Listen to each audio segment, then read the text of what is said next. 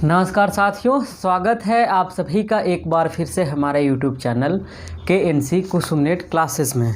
तो साथियों, एक लंबे समय बाद आज हम लोग क्लास को एक बार फिर से शुरू करने जा रहे हैं। आजकल थोड़ी बहुत व्यस्तता चल रही, इस वजह से मैं रेगुलर क्लास नहीं ले पा रहा हूं। लेकिन जो हमारे रेगुलर स्टूडेंट हैं उनको मैं बता दूं कि आप मेहनत करके तैयारी करते रहिए। क्लास हम लोग बीच में छोड़ेंगे नहीं, बस थोड़ी बहुत व्यस्तता आ जाती है, उस वजह से लेट हो जाता है। इसके लिए आप टेंशन में मत जाइए, आप आराम से तैयारी कीजिए और आप पढ़ाई कीजिए, हमारे साथ किताबों को पढ़ते चलिएगा। तो चलिए आइए फिर से एक बार हम लोग सिलेबस को देखते हैं। और सिलेबस में आएंगे यूनिट 2 वाले हिस्से पे हम लोग बात कर रहे थे, कहाँ? संगम लिटरेचर पे बात कर रहे थे, संगम पीरियड पे। हमने आपको बताया था कि आपके सिलेबस में मुख्य तौर पे पढ़ना है संगम लिटरेचर, संगम पॉलिटी, उसके बाद society in South India as reflected in Sangam literature. यानी संगम लिटरेचर में जो संगमकालीन समाज के बारे में, राजनीति के बारे में, अर्थव्यवस्था के बारे में बताया गया है, उनके बारे में आपको पढ़ना था। तो संगम लिटरेचर पे हम लोगों ने एक क्लास किया था संगम पीरियड पे, जिसमें हम लोगों ने बात किया था संगम काल के टाइम फ्रेम को लेकर के। और उसके बाद हमने बात किया था मुख्य तौर पे कि 3 तरह के संगम का आयोजन किया गया था। तो कब किया गया था, कितने से पोइट्स ने उसमें भाग लिया था, उन तमाम चीज़ों को एक एक करके हमने वहाँ पर पढ़ा था। इसलिए आपने पहले लेक्चर को नहीं देखा है तो आप चैनल के होम पेज पे जाएं और वहाँ पे लिखेंगे संगम पीरियड बाय अमृतराज, या फिर यूट्यूब में आप सर्च करोगे संगम पीरियड बाय अमृतराज, तो वहाँ पर आपको वह वीडियो मिल जाएगा और आप वहाँ से देख लीजिएगा। उसके बाद फिर इस लेक्चर को प्ले कीजिएगा। तो जो साथी नए हमारे साथ जुड़ रहे हैं वो हमारे चैनल को सब्सक्राइब कर लें, साथ में बेल आइकन को प्रेस कर ऑल नोटिफिकेशन का बटन क्लिक कर लें, ताकि अगली बार कोई भी वीडियो डालूं तो सबसे पहले नोटिफिकेशन आप तक पहुंचे और आपकी तैयारी और बेहतरीन तरीके से संभव हो सके। तो आइए साथियों, आज के टॉपिक की शुरुआत करते हैं। मैं उम्मीद करता हूँ कि आप सब लोग अच्छे से होंगे और आपकी तैयारी भी बेहतरीन तरीके से चल रही होगी। तो चलिए, आप हमेशा की तरह हमारे साथ लिखते चलना और लिखने से ज़्यादा आप समझने की कोशिश करना। आज हम लोग बात करने वाले हैं संगम साहित्य के बारे में। इस पे हम लोगों ने पहले लेक्चर में बात किया था कि 3 तरह के संगम का आयोजन किया गया। तो उन तीनों संगम में डिफरेंट टाइप के पोइट्स ने भाग लिया और उन्होंने अन्य अन्य तरीके के नए नए ग्रंथों का निर्माण किया था। लेकिन उसी लेक्चर में हमने आपको बताया था कि 5 महाकाव्य हैं जिनको तमिल महाकाव्य के नाम से जाना जाता है। वह संगम काल के 5 महाकाव्य हैं जिनके बारे में आपको जानना जरूरी है। और जब भी हम लोग संगम लिटरेचर शब्द का जिक्र करते हैं तो 5 महाकाव्य को पढ़े बगैर आप संगम लिटरेचर को पूरा नहीं कर सकते हैं। तो आज हम लोग बात करने वाले हैं मुख्य तौर पे संगम कालीन 5 महाकाव्य के बारे में। तो हेडिंग दे दीजिए संगम लिटरेचर और सब टाइटल में लिखिए 5 महाकाव्य। पहला महाकाव्य है हमारा, पहले महाकाव्य के रूप में हमारे पास शिल्पादिकरम। ठीक है, यहाँ पर गलत लिखा गया, इसको आप लिख लीजिए शिल्पादिकरम। ठीक है, शिल्पादिकरम। इसके लेखक और इसके समय को लेकर के बहुत ही ज़्यादा निश्चितता नहीं है, यानी कि बहुत ही अनिश्चित मामला है। यहाँ पर किसी भी चीज़ की श्योरिटी नहीं है, क्योंकि टाइम फ्रेम को लेकर के भी संगम काल में दिक्कत है। तो इसके बारे में बताया गया है कि इसके लेखक कौन है और समय कौन है, यह अब तक अज्ञात है। जैसे एक ग्रंथ था, हमने आपको बताया था जब एंशिएंट इंडिया में हम लोग सोर्सेज के बारे में बात कर रहे थे, तो वहाँ पर हमने चर्चा किया था पेरिप्लस ऑफ द एरिथ्रियन सी के बारे में, जिसके लेखक के बारे में हमारे पास जानकारी प्राप्त नहीं है। उसी तरह से शिल्पादिकरम के लेखक एवं इसके समय को लेकर के हमारे बीच बहुत ज़्यादा डिस्प्यूट है और अब तक पता नहीं चल पाया है। इसके बारे में बताया जाता है, एक ऐसी मान्यता है कि एक चेर वंश का राजा था जिसका नाम था सेनगुटुबन। सेनगुटुबन, उसी के भाई सभी ने मिलकर इसकी रचना की थी। ठीक है, एक मान्यता है, ऐसा नहीं कि इसके बारे में हिस्टोरिकल एविडेंस मिले हैं। इसीलिए आपको मान्यता के बारे में भी, जैसे आपने बुद्ध काल को पढ़ा होगा तो वहाँ पर हमने पढ़ा था जातक कथा के बारे में, जो कि कहीं सुनाई गई कहानियों के आधार पर वह आधारित है। तो उसके भी हमारे पास हिस्टोरिकल एविडेंसेस नहीं हैं। लेकिन मान लीजिए कि आपसे एग्जामिनेशन में सवाल पूछ दिया जाए कि एक मान्यता के अनुसार शिल्पादिकरम के लेखक कौन हैं, तो ध्यान रखिएगा राजा सेनगुटुबन। लेकिन ऐतिहासिक प्रमाण के आधार पे आज तक सिद्ध नहीं हो पाया है कि शिल्पादिकरम के लेखक कौन हैं। चलिए, इसमें दरअसल एक नाटक की तरह पे इसको नाटक की तौर पे इसको प्रेजेंट किया गया है और इसमें मुख्य तौर पे बताया गया है कोबलन नामक एक व्यक्ति के बारे में। ठीक है, कोबलन उस समय का व्यापारी है और शिल्पादिकरम का नायक जो है वह कोबलन ही है। ठीक है, आपसे सवाल पूछा जाए कि शिल्पादिकरम के नायक कौन हैं, तो वह हैं कोबलन। कोबलन उस समय का एक व्यापारी है दक्षिण भारत का। और इसी ग्रंथ में हमें कावेरीपट्टनम, ठीक है, कावेरीपट्टनम के बारे में भी जिक्र मिलता है कि कावेरीपट्टनम एक डॉकयार्ड हुआ करता था, बंदरगाह।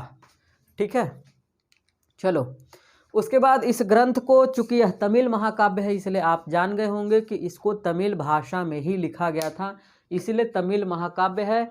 और तमिल भाषा बोलने वाले लोगों के बीच में इसे एक राष्ट्रीय काव्य के रूप में देखा जाता है, इसे एक राष्ट्रीय काव्य के रूप में देखा जाता है। चलो, किन के बीच में? तमिल भाषा बोलने वाले लोगों के बीच में। उसके बाद बताया जाता है कि यह एक यथार्थवादी रचना। यथार्थवादी रचना का क्या अर्थ होता है? वैसी रचना, वैसा साहित्य, वैसा लेखनी जिसमें चीज़ों में मिलावट नहीं की गई हो, जैसे था वैसे ही हूबहू आपने लिख दिया। जैसे आप मंटो, हिंदी साहित्य यदि आपने पढ़ा होगा या कभी आपको टाइम मिले तो आप मंटो को पढ़ें, सैयद हसन मंटो को, तो उन्होंने भी जो लेखनी लिखा है उनका भी यथार्थवादी लेखन है। यानी कि चीज़ों को आप जैसे देख रहे हैं हूबहू आप वैसे ही रिप्रेजेंट करते हैं अपनी लेखनी के माध्यम से, उसे यथार्थवादी रचना कहते हैं। तो शिल्पादिकरम एक प्रकार का यथार्थवादी रचना है। तो शिल्पादिकरम के बारे में इतनी सी ही बात है, इससे ज़्यादा आपसे सवाल नहीं पूछा जाता है। इसमें एक राइटर हुए हैं साउथ इंडिया के, उनका नाम है नीलकंठ शास्त्री। तो नीलकंठ शास्त्री का कहना है कि शिल्पादिकरम तमिल भाषा के बोलने वाले लोगों के बीच में बहुत ही ज़्यादा मायने रखता है, बहुत ही ज़्यादा महत्वपूर्ण एवं अद्वितीय रचना है, यूनिक है। ठीक है, अद्वितीय को अंग्रेजी में यूनिक कहते हैं। ठीक है, उसके बाद इसमें इसको छंद में लिखा गया है। ठीक है, इसको छंद में लिखा गया है। जैसे आप देखोगे यहाँ पर हम लोग बात करेंगे जीवक चिंतामणि के बारे में, सभी में छंद है। तो इसमें आखिर चर्चा किसकी की गई? एक तो नाटक की चर्चा की गई है, दूसरी बात उस समय का जो समाज है, उस समय का जो लोक जीवन है, उसके बारे में इसमें चर्चा की गई है शिल्पादिकरम के अंतर्गत। तो शिल्पादिकरम में बस इतनी ही सी बात है। अब आइए दूसरे ग्रंथ पे चलते हैं और दूसरा ग्रंथ हमारे पास है मणिमैकले। मणिमैकले, ठीक है, इसमें दरअसल कोबलन की प्रेमिका के बारे में जिक्र किया गया है। कोबलन कौन है? शिल्पादिकरम का नायक है कोबलन, जो कि एक व्यापारी था। तो इसकी एक प्रेमिका थी जिसका नाम था मणिमैकले। ठीक है, उसी के नाम पर एक साहित्य का भी नाम है मणिमैकले। ठीक है, उसी के बारे में उसमें चर्चा किया गया है। तो मणिमैकले का जो नायिका है, जो वह है कोबलन की प्रेमिका, और उनका नाम खुद ही है मणिमैकले। तो ध्यान रखना, यह रानी का भी नाम है और साहित्य का भी नाम है। दूसरी बात, इसके रचना के बारे में बताया गया कि एक बौद्ध गुरु था। ठीक है, बौद्ध आचार्य, बौद्ध धर्म का मानने वाला व्यक्ति, और वह मथुरा का रहने वाला था। उसका नाम था शीतलय सैतनार। देखो, संगम लिटरेचर में या साउथ इंडिया का हिस्ट्री पढ़ेंगे तो आपको नाम थोड़ा सा नाम याद करने में परेशानी होगी, तो वो सबको होता है, आपको भी होगा। बौद्ध धर्म के मानने वाले व्यक्ति हैं शीतलय सतनार। इन्होंने मणिमैकले की रचना की। नाम जरूर याद रखिएगा। यह रचना बिल्कुल ही धार्मिक रचना है और इसका जो आधार है वह आधार है दिंगनाथ के द्वारा लिखी गई पुस्तक न्याय प्रवेश। ठीक है, न्याय प्रवेश पर आधारित है। तो आपसे सवाल पूछा जाता है कि मणिमैकले नामक संगम साहित्य, ठीक है, किस विद्वान की पुस्तक न्याय प्रवेश पर आधारित है? तो विद्वान का क्या नाम है? दिंगनाथ। पुस्तक का क्या नाम है? न्याय प्रवेश। तो आपसे किसी भी तरीके से कितना भी घुमाकर सवाल पूछे तो आप हर एक स्थिति में खुद को सवाल सॉल्व करने के लिए तैयार रखिएगा। चलिए, फिर इसमें यदि बात की जाए कि इसका प्रभाव क्या पड़ता है, यानी कि इसमें किस चीज़ का जिक्र किया गया है, तो संगमकालीन समाज का ही। और देखिए, संगम साहित्य है लेकिन रचना एक बौद्ध व्यक्ति कर रहा है। इसका अर्थ, एक अर्थ तो यह है कि संगमकालीन समाज में कहीं ना कहीं लिबरल समाज रहा होगा, तभी वहाँ पर बौद्ध धर्म के भी लोग रह रहे थे। ठीक है, और बौद्ध धर्म के लोग रह ही नहीं रहे थे बल्कि संगम साहित्य को वो लोग लिख भी रहे थे। तो आप समझ सकते हो कि संगमकालीन समाज कितना उदारवादी समाज रहा होगा। क्लियर है? चलिए, आगे बात करते हैं एक जीवक चिंतामणि को लेकर। ठीक है, तीसरे ग्रंथ के रूप में हमारे पास है जीवक चिंतामणि। इसके लेखक जो हैं वह जैन धर्म के व्यक्ति है, जैन धर्म से रिलेटेड है, जैन भिक्षु हैं। अब देखिए, एक ग्रंथ था हमारे पास जिसके लेखक हैं बौद्ध धर्म के, इसके बारे में पता नहीं चला है, और जीवक चिंतामणि के लेखक हैं जैन भिक्षु। ठीक है, और जैन भिक्षु का क्या नाम है? तिरुक देवर। ठीक है, तिरुक देवर दिख रहा है आपको? चलो, इसमें दरअसल एक आदर्श नायक की जीवन कथा का चित्रण किया गया है, चित्रण को प्रस्तुत किया गया है। किसमें? जीवक चिंतामणि में। इसमें टोटल 3154 यानी 3154 छंद हैं। उसके अलावा टोटल 2700 कवियों ने, ठीक है, 2700 पोएट्स ने मिलकर इसको लिखा है। टोटल 2700 पोएट्स ने इसको मिलकर लिखा है। और इसके बारे में और कुछ खास बातें नहीं, बस इतनी सी बातें जाने। उसके बाद आते हैं चौथे नंबर पे हमारा बलयपति। बलयपति के बारे में कुछ खास जानकारी नहीं हमारे पास। और कुंडलकेशी 5वें नंबर पे। तो ये 5 महाकाव्य हैं, नाम याद रखिएगा। वलयपति एवं कुंडलकेशी से संगमकालीन समाज, राजनीति, अर्थव्यवस्था एवं उस समय के व्यापारिक संबंध एवं सांस्कृतिक संबंध के बारे में पता चलता है। क्लियर है? अब देखो, एक बात याद रखो कि संगम काल साहित्य का जो टाइम फ्रेम है उसको लेकर कन्फ्यूजन है, लेकिन एक मत है जो स्कॉलर्स के बीच में जहाँ पर वो लोग पहुँचे हैं, उसका टाइम फ्रेम यदि बताया जाए तो वह है 100 AD से लेकर 300 AD तक। लेकिन एक हिस्टोरियन हुए हैं जिनका नाम है श्रीनिवास अयंगर।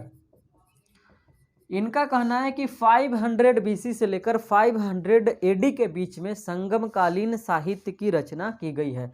तो आप दोनों टाइम फ्रेम को याद रखिएगा। ठीक है, मान लीजिए कि आपसे सवाल पूछा जाए तो आप, ताकि सवाल को सोल्व कर सकें। चलो, यदि इसके बारे में आपको ज़्यादा जानकारी प्राप्त करना है तो आप किताब पढ़िए। देखिए, आप जब भी कोई चैप्टर को पढ़िए, आप UGC नेट की तैयारी कर रहे हैं तो आप प्लीज़ आप हिस्टोग्राफी को ध्यान में रख करके पढ़िए। जैसे मान लीजिए कि आप अभी संगम काल पढ़ रहे हो, तो आपके दिमाग में सवाल उठना चाहिए कि साउथ इंडियन हिस्ट्री पे लिखने वाले कितने लेखक हुए हैं, किन किन लोगों ने उस पर रिसर्च किया है, काम किया है। तो आप उस राइटर को बारे में जानिए, उस राइटर के किताब का नाम भी याद रखिए, ताकि हिस्टोग्राफी में आगे जब आप पढ़ेंगे तो चीज़ें आपके लिए आसान हो जाएगी। और इसीलिए प्रत्येक चैप्टर के साथ उसके 2-4 किताबों को भी याद रखिए, ध्यान में रखिए। और ध्यान में नहीं, उसको याद कर लोगे तो ज़्यादा बेहतर होगा। जैसे मौर्यन डायनेस्टी के बारे में हम लोग पढ़ रहे थे तो हमने बताया था कि मौर्यन पे किन्होंने काम किया है। तो एंशिएंट इंडिया के जो लेखक हैं उसमें सबसे ज़्यादा काम किया है रोमिला थापर ने मौर्यन डायनेस्टी पे। तो आप इस तरह से नाम याद रखिए, किताब का भी नाम ध्यान रखिएगा। ठीक है, चलो, तो संगमकालीन समाज के बारे में जानना है तो एक किताब है एज ऑफ इम्पीरियल यूनिटी, इसको आप पढ़ सकते हैं। उसके अलावा एल बैशम की लिखी हुई एक किताब है जो बहुत ही शानदार किताब है। उस किताब का नाम है the wonder that was India. Hindi में आप पढ़ते हैं तो अद्भुत भारत के नाम से किताब आती है। बहुत ही बेहतरीन किताब है, आपको पढ़ना चाहिए। ठीक है, कुछ लोग हमें कुछ एक बच्चे कह रहे थे कि आप बहुत किताब सजेस्ट करते हैं, मैं क्या पढ़ूं क्या नहीं पढ़ूं, कन्फ्यूज़ हो जाता हूं। तो देखो, मैं किताब दरअसल आपको इसलिए बताता हूं, आप एक यार पढ़ने के लिए भूखे हो, ठीक है, तो आपको पढ़ना चाहिए। आगे तो आप नेट करने के बाद तो आपको पढ़ना ही है, लेकिन नेट से पहले भी यदि आप किताबों को पढ़ते हैं तो अच्छी बात है, पढ़ना चाहिए, ऐसी कोई बात नहीं, मैं कंफ्यूज नहीं करता हूं। लेकिन किताब के बारे में आपके पास जानकारी होनी चाहिए। आप जितना ज़्यादा पढ़ेंगे उतना ज़्यादा सीखेंगे, नई नई चीज़ें आपके जीवन में आएंगी। ठीक है, चलो, उसके बाद किताब का नाम क्या है एल बैसम का? The wonder that was India, अंग्रेजी में पढ़ते हैं तो, हिंदी में अद्भुत भारत। और एक और किताब है जो एक हिस्टोरियन है जिन्होंने साउथ इंडिया पे बहुत ही बेहतरीन काम किया है। यदि आप साउथ इंडिया पे रिसर्च करना चाहते हो, कई बच्चे होते हैं जिनका मन होता है कि साउथ इंडिया पे रिसर्च करें, तो यदि दक्षिण भारत में चूँकि बहुत बड़ा टॉपिक है, आप किस टॉपिक पे करोगे, तो देखो नीलकंठ शास्त्री को, ठीक है, नीलकंठ शास्त्री को दक्षिण भारत के इतिहास के लिए आप जरूर पढ़ना। इन्होंने सबसे शानदार काम किया है अब तक दक्षिण भारत के इतिहास पे। तो इस किताब का भी नाम है दक्षिण भारत का इतिहास। ठीक है, इसके बारे में भी एक दिन बुक रिव्यू करेंगे, हमारे पास है यह किताब, टेंशन मत लीजिए। चलिए, तो आज के वीडियो में इतना ही साथियों। इसको यहीं पे ख़त्म करते हैं। फिर मिलेंगे हम लोग एक अगले लेक्चर में एक नए टॉपिक के साथ। अगले लेक्चर में हम लोग बात करेंगे संगमकालीन राजनीति के बारे में, जिसमें चोल है, चेर हैं और पांड्य हैं, तीनों के बारे में एक साथ बात करेंगे। उसके बाद फिर बच जाएगा हमारा संगमकालीन व्यापार एवं समाज। तो चलो इसको यहीं पे ख़त्म करते हैं, फिर मिलेंगे अगले लेक्चर में। तब तक के लिए शुक्रिया। आप अपना एवं अपनों का ख्याल रखिए। बाय।